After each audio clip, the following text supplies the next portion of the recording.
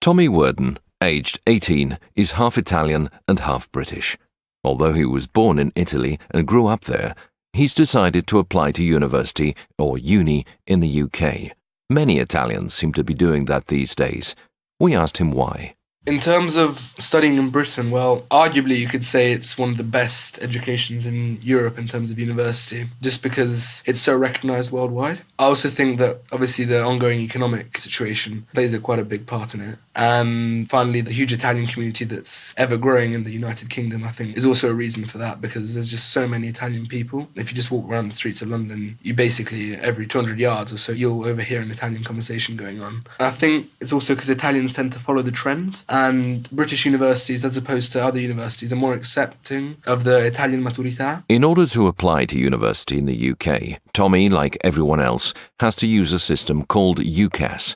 We asked him to explain how it works. Well, UCAS is the new system for applying to universities, and it's all done online. And through that, you get all this information, and there's all these other websites which give you information about universities and kind of try and match you to your university. And so overall, you pick your top 5, and you can pick the course and the course module you want to do. So, for example, I want to read history. I could pick straight history, or some universities offer history with a year abroad, just modern history, ancient history, medieval history, all the different types of history you can think of. And people I know in UCAS, they don't just apply for one course, like if someone doing engineering or medicine, for example, they can apply for veterinary science and medicine at the same time. But the problem with that is that your personal statement, you can only really write about one subject you want to study. I know, for example, a friend of mine who applied to read international management, but he'd written his personal statement on economics, and for this reason they didn't give him the place. And so that's maybe one of the drawbacks of UCAS. And there's also quite a bit of form filling.